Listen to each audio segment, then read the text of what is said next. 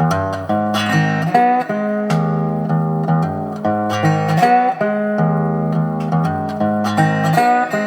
happening? What's happening? What's happening, blues people? Yet another edition of Jack Dappa Blues Radio podcast. However, before we get started, you know how we do. This here, can you see it? No, you can't. Oh no, too much light. There we go. Energy packs, healthy alternative to energy packs. You don't need to take Red Bull or any of those things. You can reach out to Denise Pearley. Her information will be in the link. You could become a loyal customer and get the whole pack, or it's also sold in packs of 3s. All right, nice, good energy shots to help you in the middle of your day. Also, we still have African-American folklorist mugs for the newspaper and podcast, mouse pads and sweatshirts, as well as Jack Dappa Blues merch. All of that information will be in the description box. And don't forget to sign up for the African-American folklorist newspaper. This is the most recent issue, the December issue, which is in the mail and going to all the people who signed up for the print. That also will be in the description box. Now, with all that said, and I know I often tell you all that I have very special guests because they're all special. This particular guest resonates. Wow. This is serious business because I grew up listening to Donnita Hathaway and his legacy, his music, and his untimely death affected my household, as well as close relatives who we all enjoyed his music together. So without further ado, I would like to introduce Miss Donnita Hathaway, Donnie Hathaway's daughter. How are you, sis? Oh, I mean, with the introduction like that, I do feel special. Rightfully so. There's a lot to talk about. Your journey, your father's journey and legacy, which you're doing a lot of work with. I would like to, before we get into it, make sure everyone knows that you have a program going on, and they can, and correct me if I'm wrong, they can go to donnyhathaway.org to get updates and be involved, correct? Yes, donnyhathaway.org and all socials, Donnie Hathaway LP. All right. Just had to make sure they saw it. Now, with that being said, let's start with your particular journey. In my position, I get an opportunity and the honor to speak to a lot of legacies. You know, Muddy Waters' children, P.D. Wheatstraw's great nephews, people like this. Everyone has, and just the other day actually, Luther Georgia Boy Johnson's daughter. Everyone has different experiences with a lot of similarities. Mm-hmm. I would like to know about yours. Being the daughter of, I mean, he's the voice of several generations. A lot of us was born to your daddy's music. Hell, I think I'm in that number. I think I'm in that number because I'm the baby. Yes, I think my journey is interesting, even apart from my sisters, because we have different mothers. So actually, I think I want to say my experience is vastly different. I was born and raised in Chicago. And first off, I think one of the interesting things about my story as a kid, I was born Donnita Wozgen. Really? Wozven. That was my mother's, actually my brother's father's last name, which my mom got from her first marriage and then had since divorced. So my childhood was Donnita Wozgen. Wow. Until I was about 16. And I had, a very normal childhood. My mom did her best to keep me in the arts. Like I did tap dancing lessons and piano lessons, and then in high school, I decided I wanted to play the drums, so I did that. Horribly. um, but it's very interesting. In my house, it was me, my mother, and my brother, who was 8.5 years older than me. And so, living on the south side of Chicago, I had a pretty normal life. And with a lot of kids, especially in my generation, it was a one parent household.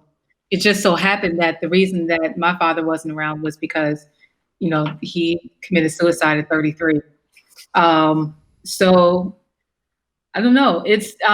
But I've always had a love for the arts. Music was always in the house. I have actually a strong musical lineage on my mother's side as well.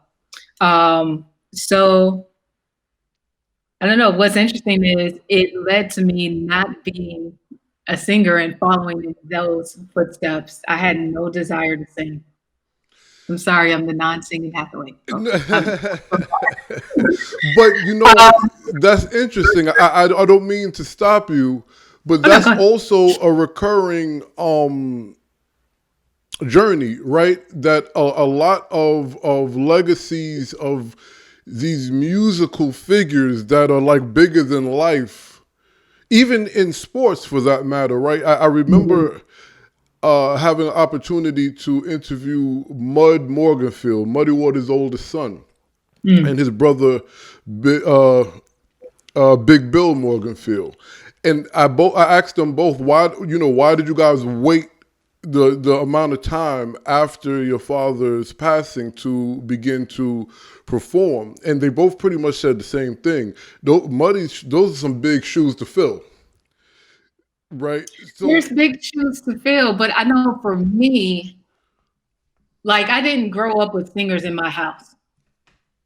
I think there's a difference between like having parents who sing or siblings who sing, and that's all you see is like singers in your house. And so you naturally emulate what you see. I heard music in my house.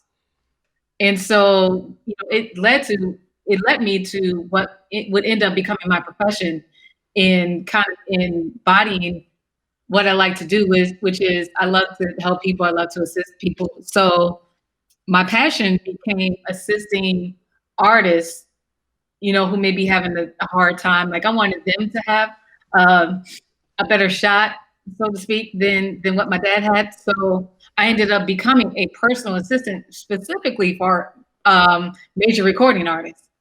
So, I think that's the difference. Like there's no, I mean that I, when you think about it, it's like, okay, my father is the greatest singer of all time. That's a big shoe. Those are big shoes to fill. I would not want to fill it. But if you look at someone like Layla, like look what she's done. Right. So it varies, but it again, that's a different household. Right. Layla was in the house with other singers. Right. Right. So I do. That was probably more natural to her. And for me, it was more natural to be on the backside of the entertainment industry. So. Well, there was a couple of things you said that I wanted to unpack. We're going to circle back to your call to helping people, specifically based on the help that I've noticed on your website and on your social media page. But you made a clear distinction of it varies depending on what's in the household. So now with that being said, have you come across moments where, people just expected you to be able to sing because you're Donnita Hathaway? I kid you not, when MySpace was a thing, and my username was Miss Hathaway, which got me attention, especially since a lot of people didn't know that I existed. I literally now I don't know how big of a record label that, these companies were, but I had a couple of people say, like, I want to sign you. Wow. Like, sign me to what? Because I don't Yeah, no, no, not even remotely. Wow. And so, I think there is an assumption because, I do have the name Hathaway that I sing, but every once in a while, people will say, "Well, go ahead and sing a song."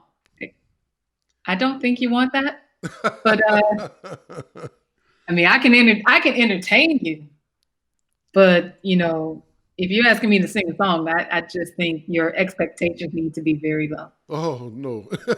very low. I understand. I understand. You That can sounds hear it. like a lot to deal with, though. I'm Yeah, here. is that low? No, It was so the.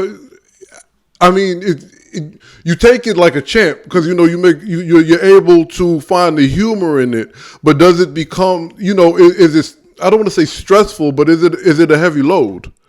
not at all. I'm very secure in who I am. I'm happy with the way that my life has progressed. I feel that I am doing everything that's happened in my life that is led me to do, what I'm doing now and be the person that I am, which I think is actually pretty dope. And so, and I come to that on my own conclusion. No one had to force that or, tell that to me. I developed it on my own. So absolutely not. Like that's for the Somebody other person, else. not for me. Well, let me ask you if you don't mind. So you said that your name was Watkins until 16. Did I get that Watkins, yeah. correct? Yep. So what at that point inspired you, or I don't use the word provoke because it has a negative connotation, but made you have what happened at that moment that it was prevalent for you to change your name? It was actually very simple. My mom came to me one day and said, and just brought up the conversation and said, when you were born, I didn't want to just give you the name Hathaway because I didn't know how you would receive it, how you would take it. I mean, we didn't know that we would end up losing him, just 2 years later. But she said it was a just a pressure that she didn't want to put on me. And so she wanted me to decide when I was old enough to do so, what would you like to be known as? And so it was, any of the options. Donnita Hathaway Waskin, Donnita Waskin Hathaway, Donnita Waskin, Donnita Hathaway. And Donnita Hathaway just, I mean, come on. Look at his face. Like it was just instant, like Donnita Hathaway. Right, it was Like just natural. no reservations, no questions asked, like it, and nothing that I regret to this day. Um, if it was my mother's last name, I think it would be different.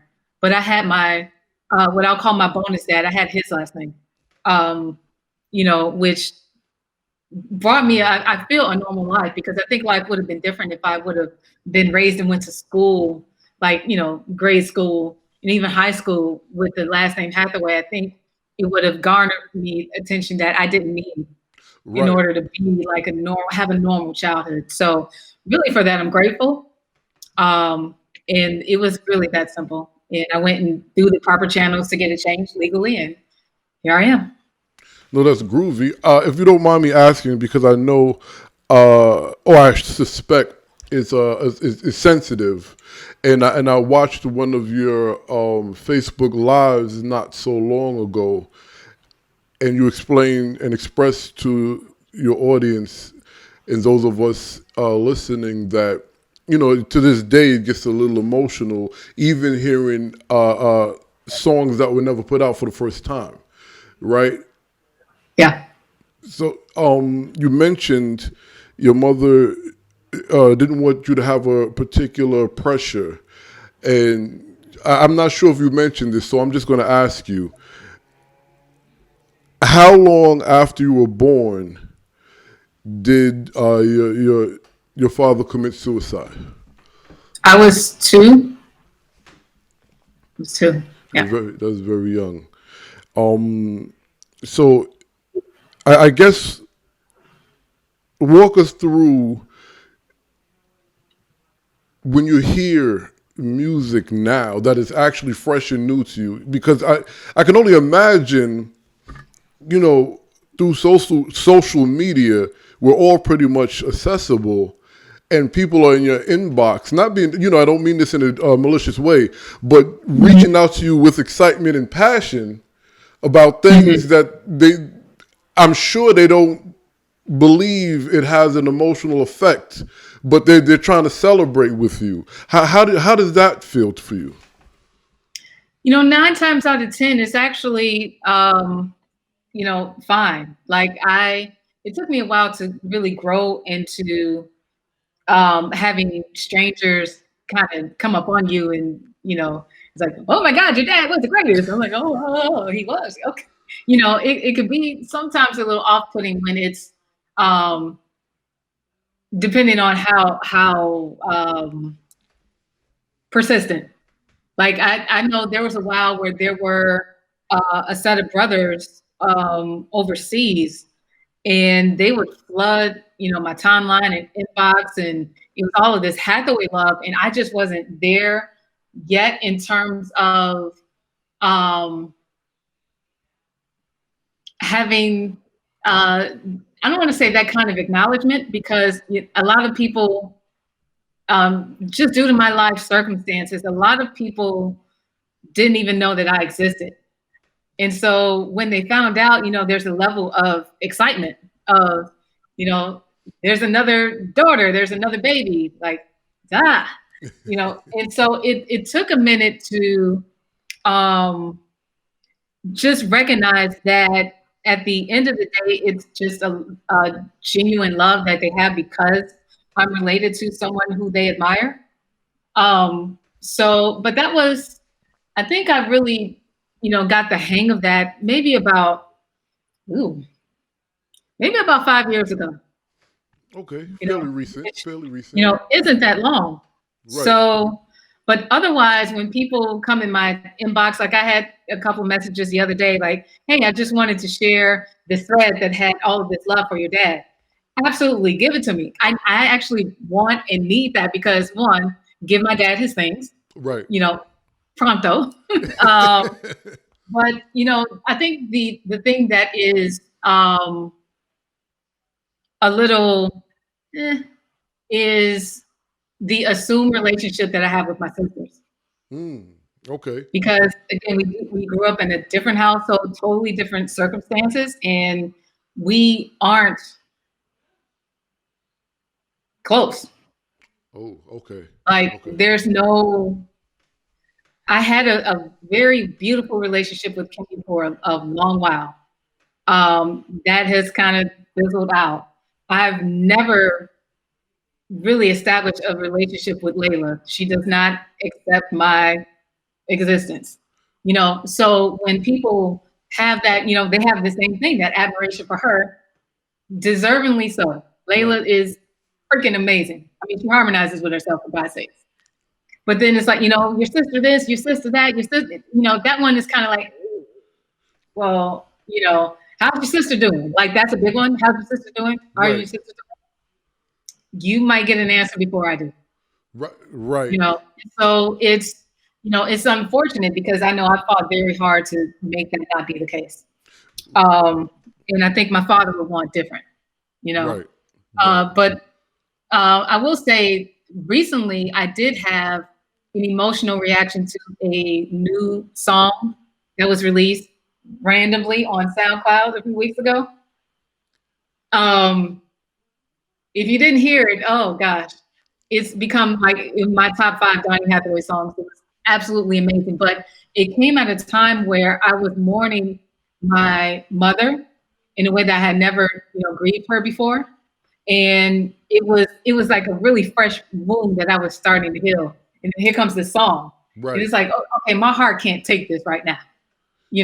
But it ended up being the thing that saved me once I, went and listened to it. So, it's different variables, but really most of the time, to answer your question, I'm with the fans because it seems like I'm more of a fan than I am his daughter. Right. And that's interesting because we hear a lot of people that would be in the space of your father as beyond groundbreaking, regardless of whatever the genre is, and they make jokes about, oh well, to the kids I'm just dad, like Dave Chappelle would say, my kids want to meet Kevin Hart. They don't, you know what I mean? So to hear you revere your father's work as much as you revere him as a dad, that's refreshing. I mean, really, that's all I have. Right. I have that. I don't have any memories. I have a feeling that has stayed with me my entire life, which I am grateful for. I think it had to be this way in order for me to feel the way that I feel about him. Like I am daddy's little girl. I love that man, you know. But his voice is what I was raised on, Right. just like everyone else. Those same albums, those same songs is what I literally was raised on. And so, it does feel similar. Like it's a very similar experience in a lot of ways to a lot of folks, especially my age. And the artists that have come, like that neo soul genre that came out, Right. like we were raised on Donnita Hathaway's music, I have a So good high school buddy of mine, a mutual friend. They were in some musical after school program where they sang and played instruments and stuff. And he told me, he was like, yo, L, I kid you not, when such and such put me on to Donny Hathaway. And I mean, since I've known him, those are the songs that he chooses to sing, or at least in that space. That's multi-generational, right? yeah, absolutely. Absolutely. You get folks who were his peers, like Stevie, Marvin, Bill Withers, etc. Right. To this younger generation, your Ushers, your Chris Browns, your Musics and Anthony Hamiltons and Gregory Porters.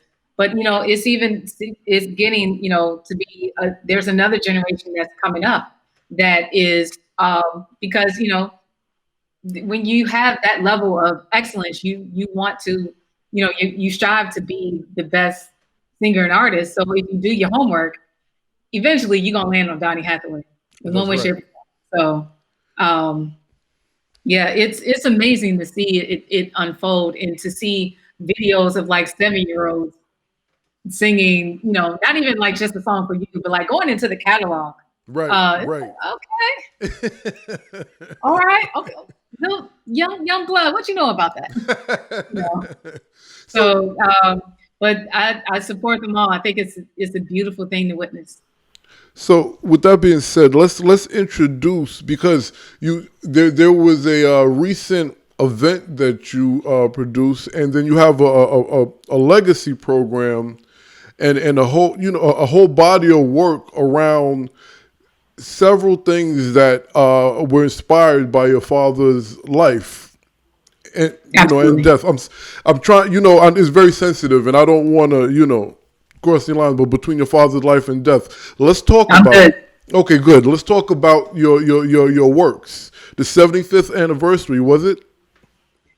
Yes, my dad's 75th birthday was October 1st this year. And we had a few anniversaries. Right now, we're celebrating the 50th anniversary of this Christmas. And earlier this year was the 50th anniversary of Everything is Everything. And so, this year, 2020, was slated to be, just big when it came to, those things. And, I tried my best to still honor them, even in the midst of COVID, Right. not doing what I really wanted to do, which was to gather people and, to have concerts and discussions and, still embed what the Legacy Project is about, which we'll get into in a minute. But I mean, 75. Oh, I just think that that's such a grand number, which means 5 years from now, 2025 will be my dad's 80th. That's right. So we're at these milestones now.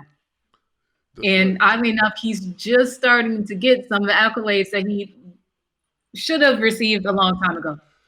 You know like the something? Grammy Lifetime Achievement Award, which was last year. That's Like that's right. That's right. And that's what I want. Before we get into the legacy project, and you made mention about your father getting his just dues. Are you having any issues?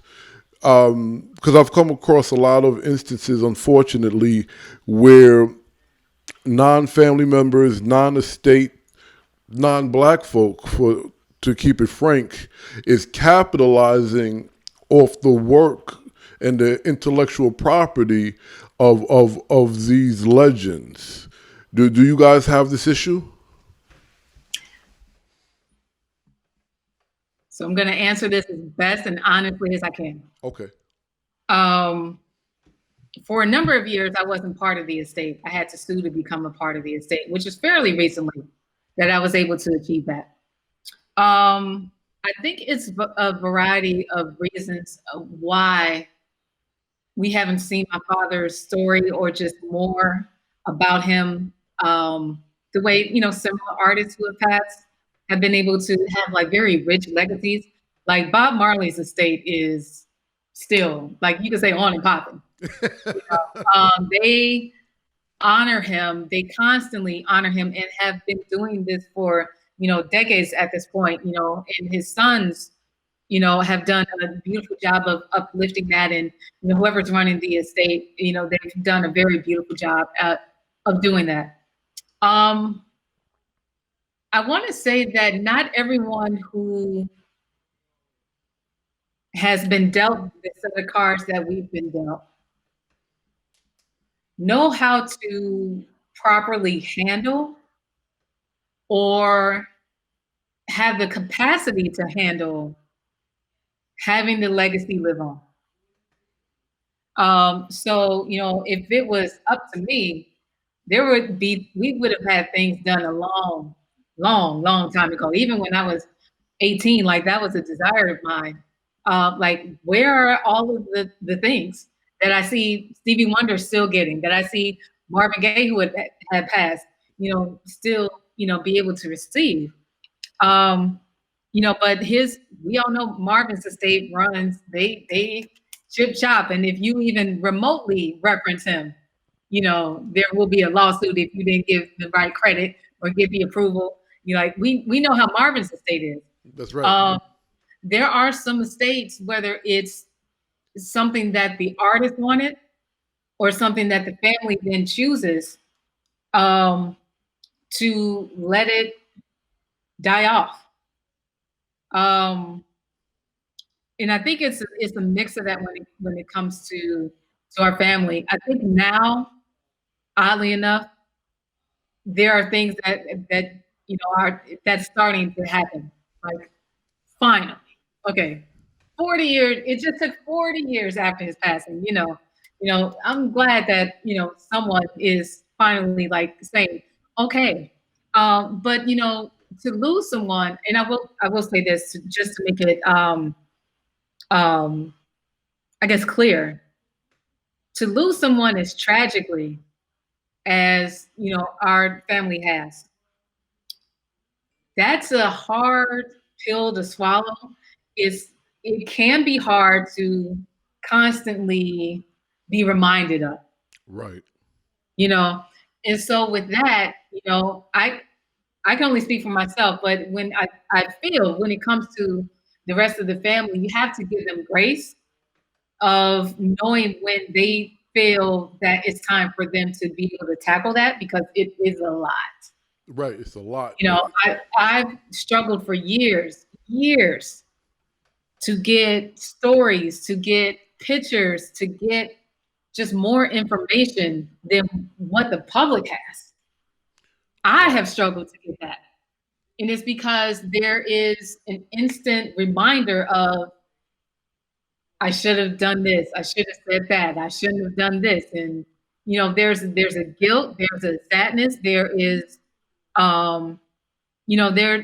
there's some terms that you have to come, and acknowledge when it comes to, I guess rehashing or reliving or even honoring the story, which is as a fan, that's what we see, right? Right. We want to see honor.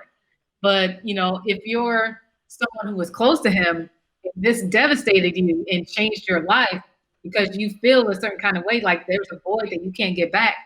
It's not as easy to honor the way we would like to see it as, fans, so to speak. So, I think it's complicated.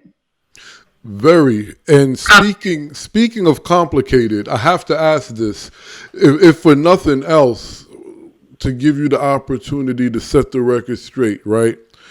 Because the family knows what happened, obviously, but there's a lot of, I word it like this, alternative versions of the story.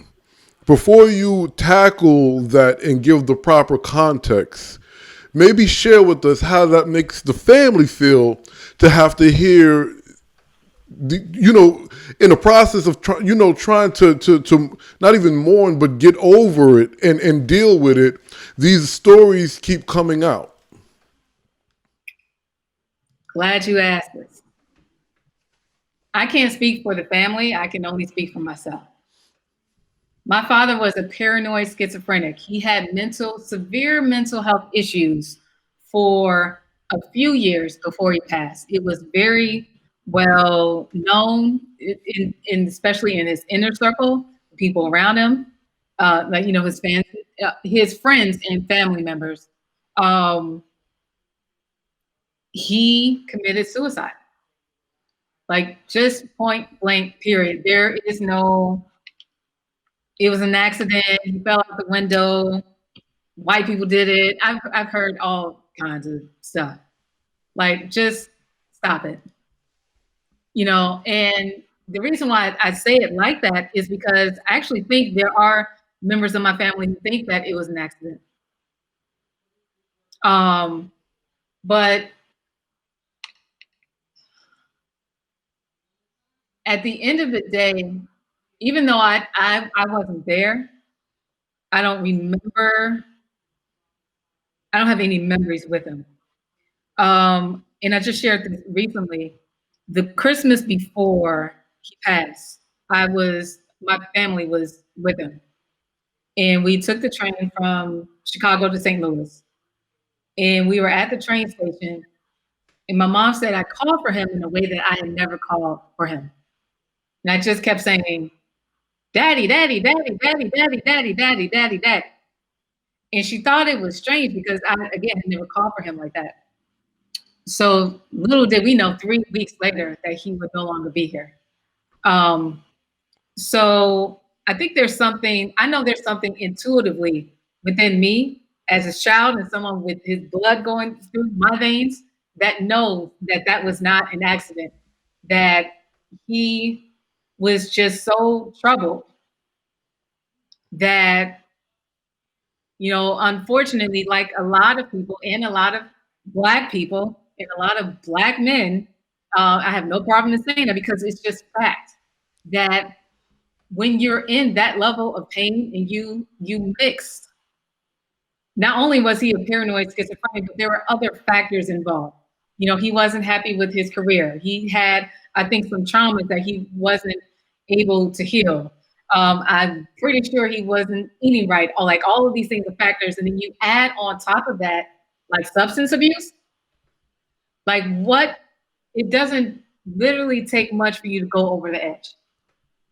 Right. So I think there needs to be a very open and honest conversation when it comes to mental health. I think part of the reason that people find this way out or that way out is because they don't feel that they can come to their loved ones because you have all of these stigmas surrounding mental health. Black people don't do that. Pray it away, just go to church, ask God. There's all kinds of things other than, acknowledging that person's pain. Mm. And so, like, to me, all of the signs add up. All of the signs add up to that. And so I think, which is why I feel that my calling is so special, that I'm able to, especially at this point, explain it in a way I think is relatable and necessary for a community of us, for not only like just a race of people, but like really, I see this as a worldwide initiative. Like we have to be open and honest and have realistic conversations when it comes to mental health. Well, you pretty much answered my segue question. But I do want to address something you said. In the process of you breaking down the things that your father was dealing with, you said on top of all that, substance abuse. Hmm. And you also mentioned the stigma of mental health in the black community. I worded that way because, to my experience, our community, especially in the blue collar to low to no income community, there's a lot of self medication, which led to substance abuse, right? So Yep. I guess it's a good time because your website is just so full of great works to start talking, to share with us these works that you're doing in the mental health space, and it's obvious why, but let it all out. This is your time. Well, there's a couple of reasons why. Like my father is the obvious story, but I also see it in my mother. I see it in my brother. I see it on with anyone that I've really had interactions with. But when it came to my immediate household, um, so my father committed suicide. My mother ended up passing at the age of 58 from a brain tumor. I was able to see how certain stresses um, really took a toll on her and literally ended her life. I was able to see the same thing with my brother and some things that he went through and his challenges when it came to, just being a productive member of society. Like it can be debilitating. On my mother's side, I have an uncle that I never met who was a cop. And this is, I want to say in the 60s, early 70s. I didn't even get a chance to meet him because he committed suicide. And so I have this very, um, hell, you can almost say hereditary thing on both my mother and my father's side of folks with mental health issues leading to tragic death, right? So there's one thing to have it happen to them, and there's something to be able to see it within myself. And so what ended up happening with me was when I lost my mom, I went straight to work. I really didn't grieve her until I looked up like years later, almost decades later, and I wondered why I lived a life alone. And I had to answer some questions and I had to go back and rewind and see what I did for the past 10 or 15 years that led me to this state of, being by myself or feeling like I'm by myself, which is really, it was both. And so I realized that when my mom passed, it was the biggest hurt in my life. And I instantly said, I will never go through this again. Mm. And words mean things. So what that meant was I put a titanium wall that covered anything that would let anyone who would care for me in. Mm. And so there was no dating. I didn't and don't have like boyfriends. I'm not married. I don't have kids. I'm 44 now. And it took a while for me to recognize that I had this wall up because in order to, be in relationships, you have to do something called be vulnerable. Have you heard of the word? I've learned about it. Vulnerable. I've learned about it. I wish I had a Webster's dictionary. But basically, definition means you have to open yourself up, right, in order to receive, that love and to have someone care for you. And so it was pretty painful, but I slowly started chipping away at the wall. But old habits die hard. And what ended up happening was I physically hurt myself. I had a slip disc with work, like just doing too much, which was an incredible amount of physical pain.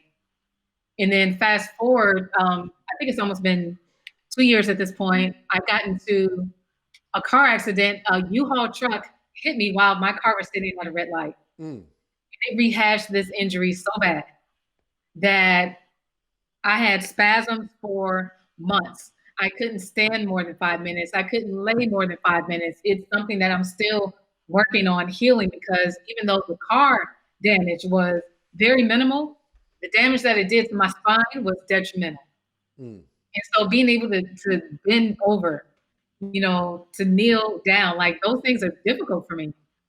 Still, like I'm getting stronger with it. But what that accident showed, and it wasn't even the first time, because that sometimes you got to kind of get knocked upside the head a few times to realize, like, hey, one, and I'm already taking care of other people. I got to take care of myself. Like hello, like first it's a little tap. Right. Tap in, like, hey. You care so much about these other people. The best way for you to take care of them is to take care of yourself. Little like, hey, you might want to, and so then eventually, you get a little, then get a little harder. Like, hey, I'm trying to tell you, little girl, you need to stop doing what you're doing. And even with this first accident, it took me out. It wasn't until I thought I was on the path to healing, like really like getting back to normal. I had a wellness person rehash that injury so bad that it took me back, like all the years that I was, maybe 8 months that it took me to get to where I was just undone in a matter of minutes. And it crippled me. Like it literally physically crippled me.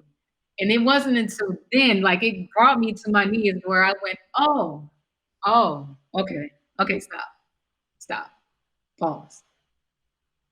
All right, all right, all right. I had to, number one, acknowledge that the pain that I was in was excruciating and extreme. And I say that where it had to show up physically, but I also had to see that emotionally and mentally. Like I've been through a lot, and I had to realize and acknowledge, like, hey, these things have happened to you. Even though a lot of that was not my fault, it is my responsibility to heal it. And so luckily I had the right people around me who gave me, holistic healing tools. A lot of that I still practice, a lot of that I seek now. And it was that kind of added the pieces of the puzzle of how life happened to me and how I could see it happening to everyone else, because we all go through stuff. All all the time. We all go through stuff. And I don't know, it was just a light bulb that went off and said, oh, that's why. And oh, that's how it happened to my mom. That's how that happened to my dad. That's how that happened to me. Oh, I get it. And it just amazes me how much we would be able to help other people, people that we say that we love and that we care for, by also being vulnerable and sharing our experiences and stories without being judged, without being critiqued, without throwing the Bible in your face. There's so many things that we could heal, even when it comes to mental health. Like, in fact, I want to be very clear with when I talk about mental health, even though my dad was a paranoid schizophrenic, I want to talk about mental health in a relatable, your average everyday person that they can understand. I'm not talking about being bipolar or even anxiety and depression. Some of those words will kind of creep in, Right. but just on a human level, like, hey, brother, like, hey, like, man, like 2020, huh? Like this life thing is rough, and hey, look at 2020. That's a wonderful example of how no matter what you thought you were going to do this year, it probably did not go quite the way that you thought it would go. Correct. And so what do you do if you had all your cards on the table, all the money in the bank, like just invested in something and then have everything fall apart? That's a tough blow. It's a that again, hard pill to swallow, tough blow. You can be mad and angry and whatever at whoever. Like, I don't know what that would do for you. Um, but you need, like the song says, when you down and troubled and you need some love and care. Like, I know Carol King wrote the song, but damn it, Roberta and Donnie took "You've Got a Friend" and made it into um, just something that's relatable. Yeah, yeah, You know, definitely. so yeah, I have to I can ask go. you this question. No, that's fine because you answered a lot of questions, but you I don't want to say alluded to. You actually stated that a concern of yours was, is this hereditary? So Yeah, was there a moment prior to this time that you're explaining that during the accident and the recalibration that you yeah. were wondering if you yourself were dealing with any of the issues your father or mother had, and like questioning it in your mind, am I schizophrenic or whatever have you? Did you have those moments? I had it. I did not have it this year or last year. I had it when I was 33. So when I hit 33, which was the age that my father passed, it was just a very mind blowing just thought for me. Um, I was still can't remember where I lived at the time. I think I was still living on the East Coast, so I would be in New York a lot. And so when you go by the Essex Hotel, like I would always, be pretty fascinated at that building. And there's questions that I have just in terms of um,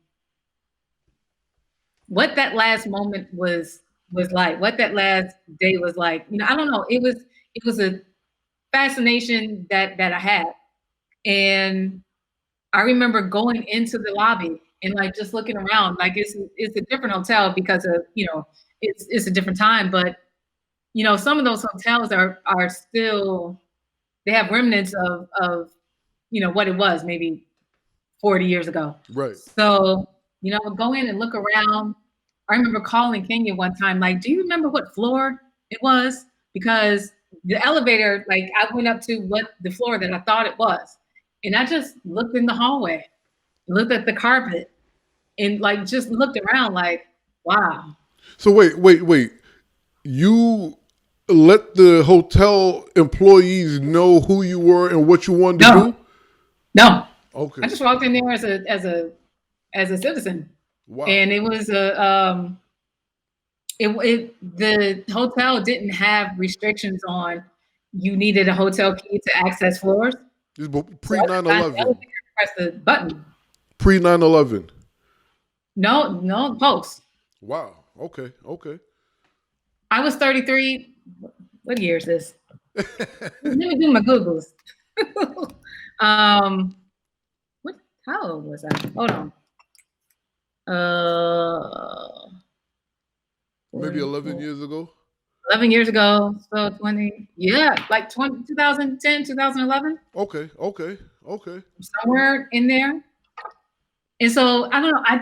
I was fascinated by like what 33 would be like, and then I was here. Um, like I think I went to the bitter end for the first time around the time, and Frank McComb was singing, which was a mind trip to see Frank McComb perform at the bitter end.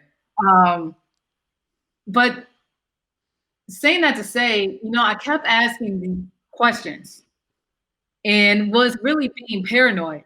Really, I was paranoid. And it wasn't that anything would happen to me, but I think I did ask. I can't remember how I did it, but I would say, what is stopping this from happening to me, basically.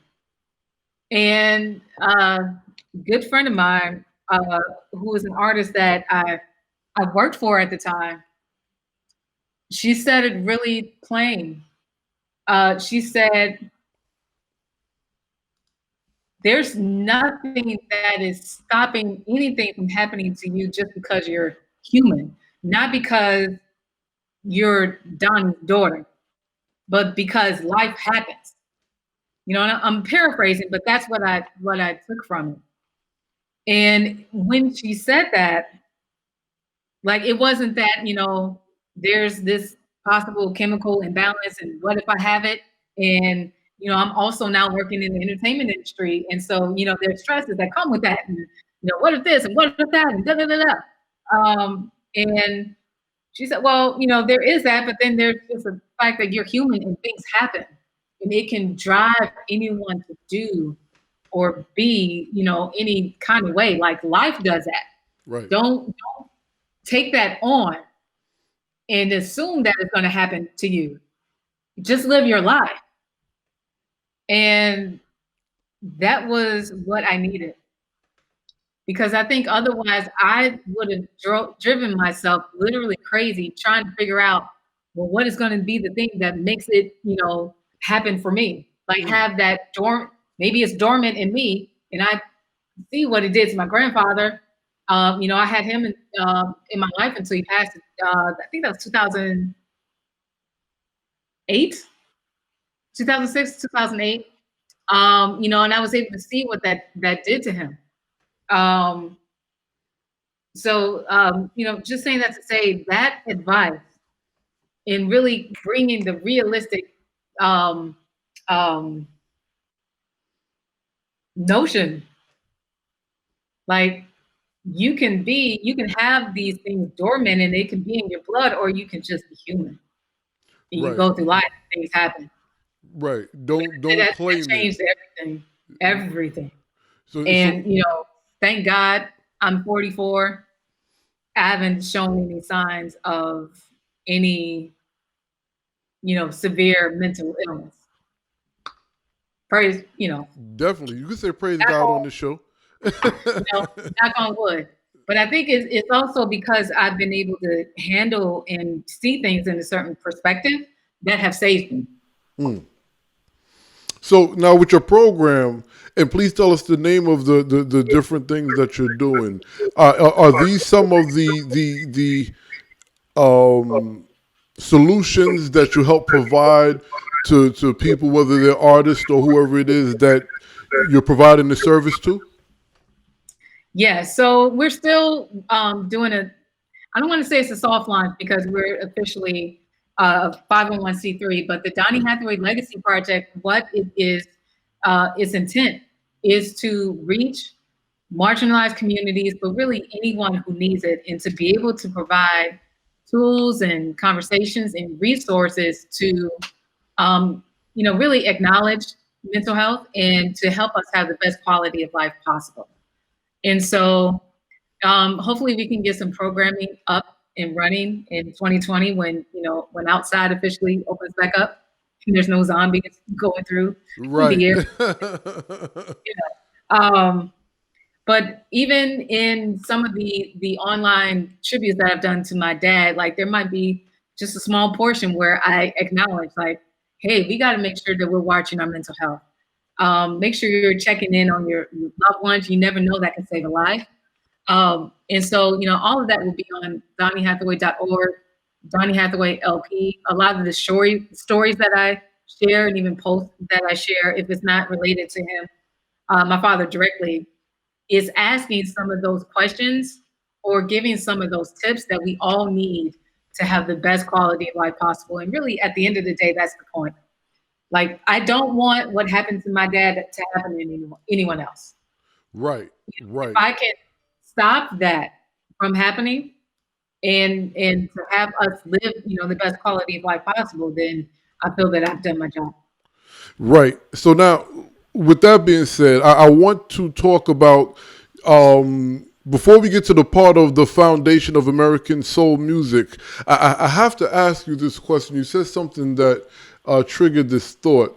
I'll say rumor has it, legend has it, that the entertainment business as a whole, even if you want to compartmentalize it into music specifically, does have the ability to drive folk crazy for the several things that are going on. Do you think that maybe not even with your dad, but just in general, more of a general question. Do you think that plays a huge part? Absolutely. Absolutely. I was once told this story by another artist, and it just made all the sense in the world. So you have someone, they're a creative person, they have this dream, they want to sing or they want to be a musician or an artist. And so with that comes a certain level of vulnerability. Oh, there goes that word again. Oh boy. Um, and all you want is to have your dream come true. Now we live in a world and in a society where, the folks who have made it, they're celebrated. They get the latest clothes. They get the hottest, girl or guy, and they get to go and do all these cool things. And, all of that is great. That's the dream that they sell you. And then people applaud you and celebrate you because, oh my God, you're just so great. And so, that's the goal for folks.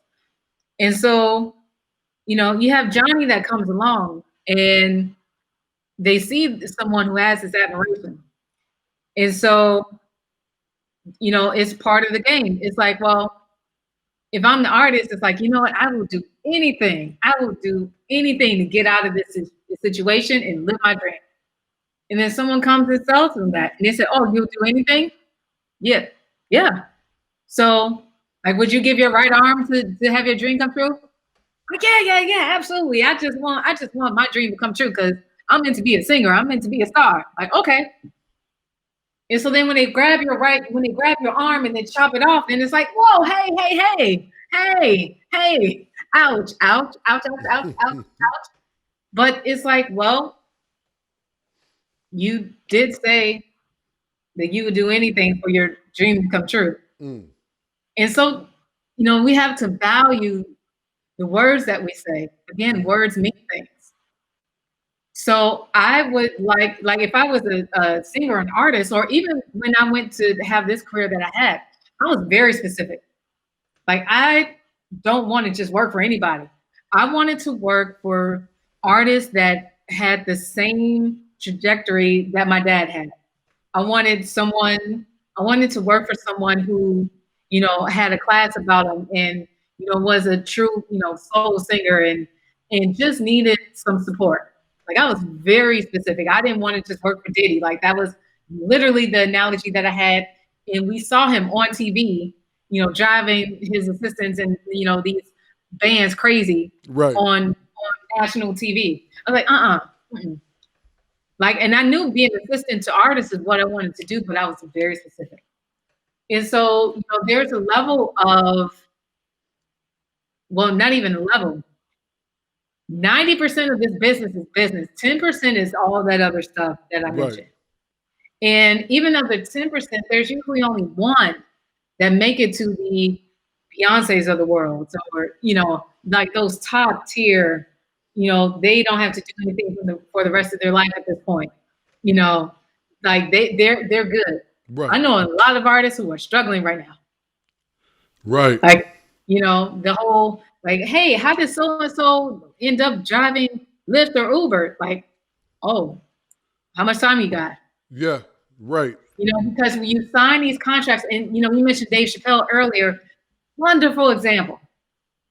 When you in it's the entertainment all the way around, and it's the entertainment business all the way around, but it's business, the way business is conducted all the way around. There is someone who's willing to invest in you, so they have a stake in your brand. At this point, you quote unquote don't have anything. And so they're taking a chance on you. They believe in your talent or your skill or your product, whatever it is. And so they're going to invest in you. Please believe you're going to pay that money back. Um, once you make a certain amount, you got to pay that money back. And so, those returns are going to be in their favor, not yours. Right. And so what happens is once some of these people make it, and then they look like a couple years down the line, and it's like, wait, why am I still living in my mother's house? Or, where's everyone else is getting paid? How come we're not getting paid? It's like, well, that contract that you signed is, clearly stated, what it is. And so like with Dave Chappelle's the Netflix thing that happened, and I had just seen him like the week he was on Saturday Night Live, and so he said the joke, but I thought it was a joke, but I guess he's serious. Right. And he said, Truth and well, I comedy. see that the Chappelle show's on TV, like or on Netflix, like I didn't know, and he literally said he found out like everybody else. I thought he was joking, Mm. but what do you do when now Dave Chappelle is the top selling grossing comedian that we have out right now. But that contract that he signed when he was with the Chappelle show was trash. At what point do you renegotiate whatever if you can even get to that point? Saying all of that to say, you know, creative people have a hard time because all they want is for their dreams to come true. And it's in that there's a level of being naive that these companies prey on, because if they really care, then they would say, okay, once you meet, we're going to renegotiate this. But just in case you don't, to protect yourself, we're going to have you sign this. But, that's not how. Right, right. So they prey on the desperation of someone living on cup of soup. And You got what you wanted. You're now singing in front of so and so. So I mean, that's what you said you wanted. So, hooray! that's serious. But it takes a lot of people out. This business will, especially for folks who are that vulnerable, it takes a lot of them out, and we've seen that. Whether they've committed suicide or have mental challenges, you can name Kanye. I can name Donnie Johnson from the color section. Like, and to be able to see, some of the things that these artists go through, it is enough to drive anybody crazy. Right, because the better the expression, the more the vulnerable you are. So that means you're pretty much, I don't want to say emotional, but you're a passionate person, so you're sensitive, and these things they strike hard blows. Man, that's tough. So let's navigate back to the DonnieHathaway.org and the legacy project, and it says that part of the foundation of American soul music. Share that with us. First of all, Donnie Hathaway is the greatest singer of all time, period. So we could start there. Right. And shame on Rolling Stone for having him at whatever number that they had him that was not in the top 5. Shame on you, Rolling Stone. Shame. But I think it's amazing to be connected with someone who was just so brilliant at what they did. Like, there is my father's level of musicianship. It was the way Donnie Hathaway sings. Like, you believe him when he's saying whatever it is. So whether he's in love or is in pain or is celebrating Black people or, just being a church boy, like whatever my father was singing, you believed him. And so it's something that, folks try to emulate, but, it's just a gift that, my father had. And I think that he is deserving of being, one of the greatest singers of all time, and one that really helps really dictate the way modern music sounds. Like, even if you think of Stevie Wonder, if you really look at, those albums, Talking Book and Envisions, like when, after my father put out Everything Is Everything, like the way that Stevie sang changed. Right. He was so inspired by my father. So, it's something that still is, that we see to this day. And so, I feel that my father's, deserving of that accolade and needs to have all of these things. Right. So I guess what I'm asking, the Legacy Project is just pretty much the celebration of your father's work and contributions to not just Black music, but to music. That's what what is the Legacy Project? That's what I'm trying to do. It's a mixture of the two. So it's primarily focused on mental health. Okay. So mental health is I wanted to honor my father by acknowledging the things that basically he dealt with, whether it was him in the music industry or more so his personal life. Got you. Like if he didn't have these mental health issues, he probably would still be here. Right. And so there's acknowledging that, especially when there is such a stigma still 40 years after he's passed. Right. We've made a few strides, but not when it should be 40 years later. You know, so the primary reason for the Legacy Project is to shine a light on mental health. Got you. And then right underneath that is it always comes back to my father, and he is deserving of the accolades that whatever he doesn't have, we want to do our best to get that for him. So we've gotten, like for example, we've gotten Chicago acknowledged October 1st as Donnita Hathaway Day, Mm. and so that's kind of honoring his life and music legacy. But then there's programming that we can do to come back on that day to acknowledge mental health, and this is the man, and this is the inspiration and reason why. But at the end of the day, it's for ourselves, we need to be having just a different practice when it comes to mental health. So now I'm clear. Yes, I'm clear. So I would like to ask you this, and I'm not going to take up too much of your time. I really appreciate your time and honored. I just want to be clear about that. The response. Now we're in a different era, right? We're in the same age group. We're in a different era right now because when we was growing up, as you said earlier, that was a stigma. You couldn't talk about that. And if the family thought you was crazy, you can only come get a plate and leave. There was no spending the night. You had an allotted amount of time to stay in the house. Yeah. Nowadays, the conversation of mental health is much more prevalent, and it seems to be much more accepted in the Black community. Are you having any pushbacks, or do you see the same thing? I see the.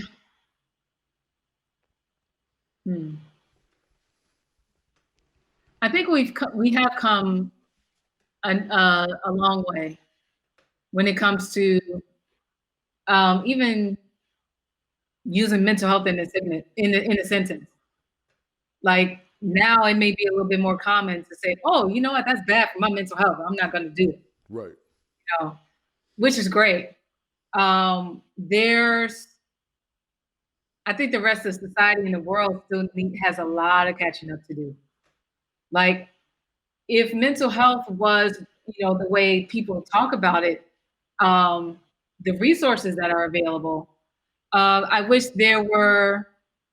And I think I read an article on the New York Times actually just yesterday saying that one of the great things about 2020 is it's allowed like some of the mental health companies to uh, really not thrive, but to double just the amount of resources that we have when it comes to like maybe going someplace like Talkspace or Better Health. I know Taraji has her foundation with the Boris Henson Foundation. Like there's more resources out there. I don't know how much more there is for Black people. So I think we're slowly getting there. Is some of that terminology is there, but I can tell you in the past week, I was on Facebook. I saw two different threads. One person said, and I'm paraphrasing on the numbers, so don't at me. But it said COVID deaths are, I don't know, 800,000, but suicide deaths are 100,000. How come we're not talking about that? Mm. And I went in the comments, and only like maybe 2 or 3 comments down, somebody said the people who committed suicide wanted to die. And it's like, Yeah. that, Yeah. Yeah. that. And then I had to scroll quite really far down for someone to say, hey, no, No, actually, neither of the people with COVID want to die. The people who have committed suicide did not want to die. They wanted their pain to end. There's a difference. Right. Wow. If I didn't feel the level of pain that I'm in, we wouldn't have, basically, we wouldn't have this problem. And so, and I saw another thread very similar that said, basically people with mental health issues, like it's something that they choose. Mm. And it's like, okay, we have a long way to go. A Right. long way to go. And I think there is one thing with society um, being more on board. But let me go to Black people. Let me go to people who have a very strong religious background. Let me see what they're talking about when it comes to mental health, because there's a lot of shame when it comes to um, again, the church will throw that Bible in your face. It's Right. like, Instead of okay, dealing with, because sometimes you may have to really give well, a yeah. said, like, okay, well, I don't think that God would want you to be shaming someone because of fill in the blank. I don't think that's how this works if you're gonna, Right. put that Right. in people's faces. But I know my father went through that. Like, how many artists have we seen who were raised in the church? They end up having a secular career, and then they get shamed by their church family Right. because now you singing the devil's music. Well, that's a whole nother show we can have. Oh, come on, come on, that church right there. Well, so I mean, is I don't want to say interesting, but because I've heard motivational speakers, from different walks of life. They may not call themselves that, but I'm just making a blanket statement.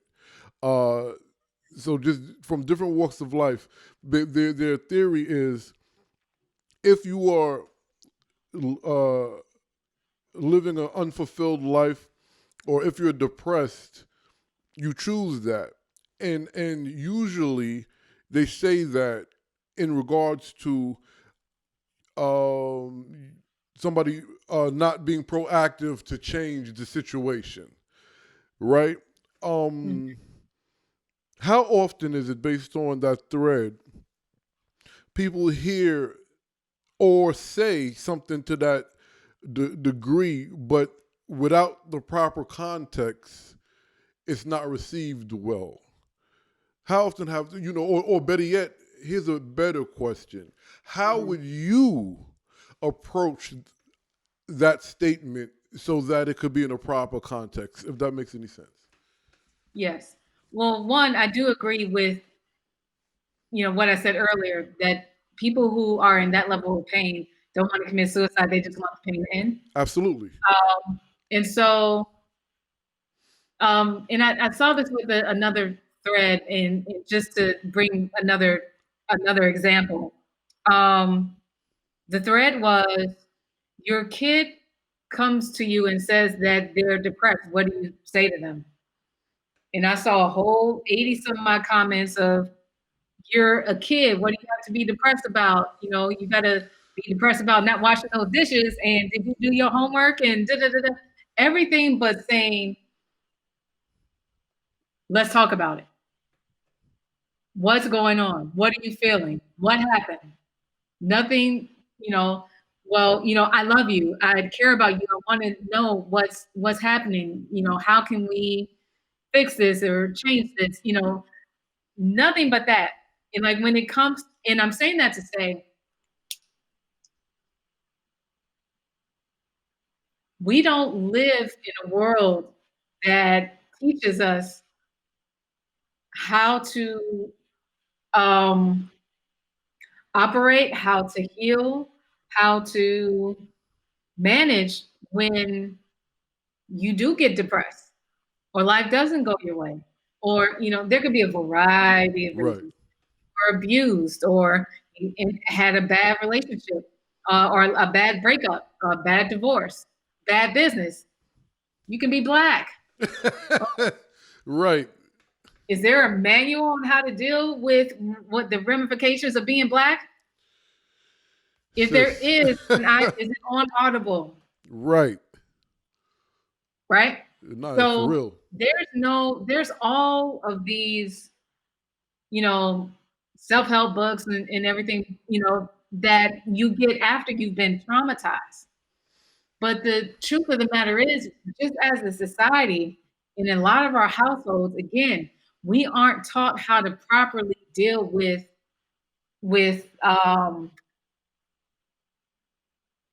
pain and trauma. Again, it's the pray it away, leave it to God. It's Get a you'll be all 40 right. ounce. I've been through this, so that ain't nothing. Right. It's not validating and it's not properly showing, the tools that are available, relatively available, to all of us to help us deal with what happens when life happens, right? And so because of that, and there's people who I love and hold dear to me. When you have been in a constant cycle of pain for whatever it is, you have your childhood trauma. You went through something when you're in high school or college. There's something that happened to you as a young adult. Um, but when you look up and now you're 50 and you haven't healed all of these other things, probably because you didn't have the right resources, then it's hard to just tell someone like, oh, well, you just heal yourself. Right. It's like, Right. well, okay, we know that if your tooth hurts, ouch, ouch, ouch, you might want to go see a dentist. We know if you get a rash or, if you have some kind of physical reaction that, hey, you might want to go see a doctor. Right. But when your heart is broken or you live through some kind of trauma, go see a therapist. Never an option at one time. Okay. So what how is one supposed to know when, especially when that was when we were growing up, and even now, that is a no-no. Right. Right. Right. So, how important is it not just for those who are going through it or those preparing for a traumatic experience, but those who are the friends, the sister, the brother that are not going through anything, but someone approaches you with their trauma? How is important for those people to take some sort of, I don't know, mental health workshop on how to receive the information of someone that is actually dealing with mental health issues Yes. and respond to it? Yeah, I have a sister in mental health, Fonda Bryant, who has a free suicide prevention workshop. She's had it for weekends on end, almost the entire year. But it's not something that people are going to run towards. Right. It's something that you hope doesn't happen. You hope that you won't have to deal with it, even though that's really not realistic. As some way, in some semblance, you will encounter someone in your life who are at their wits end. How do you handle it? Right. And depending on the person, sometimes you can be the trigger that is not what they need, which is why sometimes having going to family is what people don't do because their family members are triggers, or maybe they're the reason behind some of this depression and anxiety. I know some friends who mean well, but sometimes you may not have the language, and you could say something that again is more off-putting than it is helpful. At the same time, I think it is in part of the homework that we have to do. And I know what I've done for myself. I have a a group chat, a squad, my friends that I can call on and be able to put a 911 out that I need some help. And, they're able to help pull me out of whatever it is. So I think no matter what, it's beneficial to have, if you aren't into or can't afford therapy or, what have you, at the very least, have a support system that will, tell you the truth and that loves you and will help get you out of it in a healthy way. Right. Right. There's other things that you should know about yourself. Like in a year like 2020, what makes you happy? What brings you joy? What fulfills you beyond a job, beyond a paycheck? Because it's those things that you need to lean on when times get hard or when you have a year like this year. There's a lot of resources. There's, like, for me, the one thing that brings me absolute joy is music. I don't care what it is that's going on. There has not been a time in my life that I can find a song, a playlist. That Donnita Hathaway guy is pretty good at this kind of stuff. That gives me life. It gives me hope. It gives me inspiration. Or it makes me feel whatever, it confirms whatever it is that I feel. Which, you have to be careful with what you listen to. But, a lot of us, listen to, positive, thoughtful, encouraging music. Right. And so, the same thing can be said for food. The same thing can be said for being active, like, moving your body. Maybe it's sports for you. Maybe for some people it's having a pet. Like, what makes you feel fulfilled? And have these conversations with like-minded people and build a tribe and be able to share resources. Like, that's one of my favorite things to do. Like, hey, have you heard about such and such? Like, oh, actually, it's proven to do this, and oh, I've tried it, and I love it. Hey, have at it. And be a community in that way, and be, not ashamed. Like, we don't have to keep these things to ourselves because we're not going through life, by ourselves. Well, So, I had another question, but what you just said is so huge. that triggered another question. Yeah, because that's I mean, how I do that, I don't know. or maybe you should be on the side of the mic, but no, collectively, black folk collectively have PTSD. You alluded to that earlier. One of the major situations that was generational, maybe not so much now. I would have to say our generation might have been the last to deal with this. Our great-grandparents, our grandparents and their siblings, and our parents and their siblings had to, everything was hush-hush. Because, it's not even, we make the jokes now. We don't want everybody in our business. But before, it was more life or death if some of these things came out, depending on what part of the South or North or you were living in. So right. now speaking in regards to having to open up and express feelings when you were raised by three generations of, not you personally, of course, raised by three generations of men. My grandmother used to say, "Child, what you grinning for all the time? Somebody gonna think something wrong with you. You keep grinning." You based on their experience and having to make sure their children or relatives wasn't lynched, or whatever the case may have been. Right.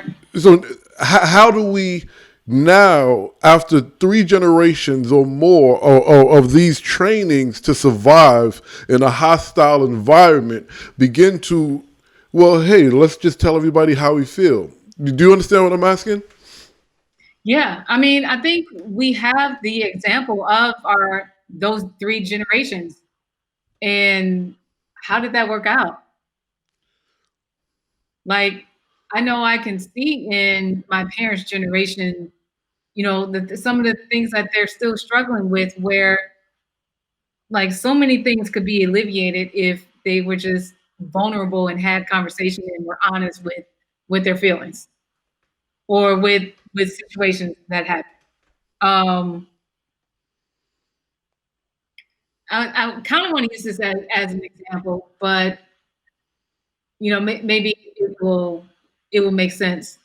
But so let's say, for example, there's a young couple, and they have a child. And in particular, if you were in the South, but really if you were young, and that was frowned upon because you weren't married to, the kids weren't married. Um, the level of shame that is put on those two kids who were just being kids and being probably, he's just living life, she was cute, he was cute, whatever, things happen. But, to have generations of folks, like we've been able to see how it's played out. Okay, so the person that you thought was your aunt is actually your mom. Or, you end up having a sibling that you didn't know about, you know. I do know. And the shame that comes out of that, when if everyone would just say or act differently, and just either you're going to love your kids, the kids who made the mistake, and this new baby, you're going to either accept them or you're not. And if you're not, give that child a shot at a better life, maybe give them up for adoption. But don't go, telling them a lie their entire lives. And then when they come of age and find out that you've been lying to them, their entire life, then, there's this, like, how does that, it never ends well. No. Never. Right. When have you seen that end well? Honestly, I've seen that up close and personal on multiple occasions. It's never ended well. It's never ended well. So you're an advocate for addressing it. If don't abuse the person. If you don't want to deal with it, just let them go. Send them somewhere. Yeah, but they think but even if it's not like physical abuse, there's a lot of mental. Correct. Right. And the whole shaming and these, subtle comments and even like just flat out deceit that families do is way worse than whatever the crime was to begin with. Way worse. And so the point is, there's a different way, there's a better way than what has been shown to us. And I think a lot of us can see various examples, even when it comes to eating. Like some of our family members may not eat well, and then all of a sudden, grandma lost a leg because, the diabetes got her, diabetes got her. Like she, right. And there's jokes about it, but it's like, well, it's real. We've been talking about diet for how long, and how that stuff is just not good for you. Right. And like there's a better way. You don't have to completely end, some of the stuff that you like, but you have to balance it, especially if your health is at stake. So there's just better ways. We have way too many examples that I can go down and scroll on. Right. Of how we can be doing this different. And so, let that be the catalyst and the motivation. And I think we are starting to see that with the generation that's coming, I don't want to say the millennials, but maybe Gen Z, like some of the things, because some of that, okay, little person. Like, what do you know? Here we go. What do you know about life? What do you know? But everything for a reason. And I just hope that we can move the needle a little bit forward so that the generation behind us can move it forward. Right. And so on and so forth. So let me ask you this, and this last question. And I'm not going to make it a promise because I don't know what your answer is yet. Okay, I'm going to try to do it because I got to hop on a call in a second. Okay, well, no, this is the last question. Okay. All jokes aside. What well, it's not even a question. What would you tell? What do you want to tell to those people who are not dealing with a particular trauma at the moment, and somebody comes to them with a trauma, and they think that they're keeping it real by giving them what's considered the harsh truth. Get yourself together, things of this nature. How would you encourage those people to I don't want to say be help better, but how would you encourage them to actually assist that person in need? This is a hard one.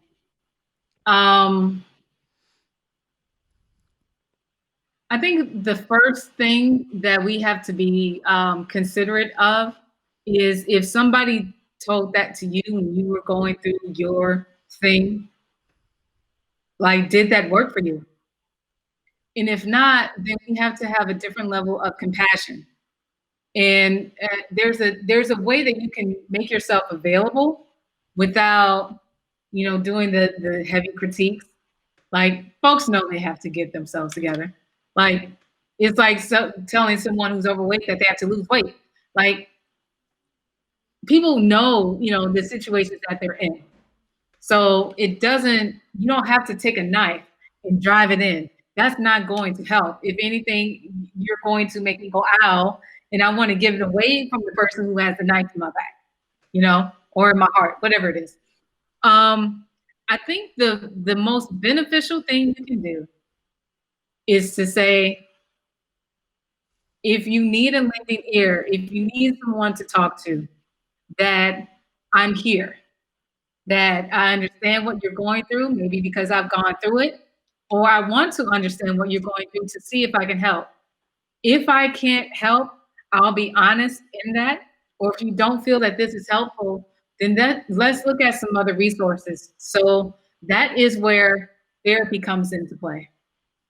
If there's a matter of payment, like there's ways around finding, free trials and therapists that will work along with your budget in order for you to, start to get the help that you need. And so empathy and compassion goes a long way. And I would say lean on that. If you don't feel that you can say it, like verbally, put it in a card. Leave a voice message. Like, you don't have to, do this in front of, you don't necessarily have to do this in front of, whoever it is, because sometimes it makes them feel uncomfortable anyway. In fact, there's a beautiful app that I recommend called Not Okay. And as long as everyone in your tribe has it, when someone's going through something, they can hit the Not Okay button. And this was made by two beautiful Black young kids. I call them teenagers, they're not kids. But because even on the other side, sometimes it's hard for the person who's going through it to say, hey, I'm not okay. They hit the button. There is a text message that goes to everyone that is in their squad. And it says, hey, I'm experiencing a difficult moment. Basically, can you check on me? And I think that's a beautiful thing. And I think there needs to be a response, like the other way, of how to respond. But empathy and sympathy is what works best, and to lean on that. Miss Hathaway, again, I told you this maybe 3 or 4 times, but I'll tell you again, I truly am honored by you taking time with Jack Dappa Blues Radio.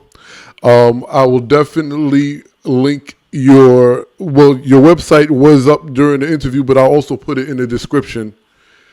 And I thank you. Thank you. Thank you for having me. You're very welcome. All right, good folks, you know what it is and you know what it was. Mental health is something that's very serious, and it could also be a huge part of the blues if you listen to some of these songs. But we about resolving solutions. I always say keep God first, and I'll see you next time.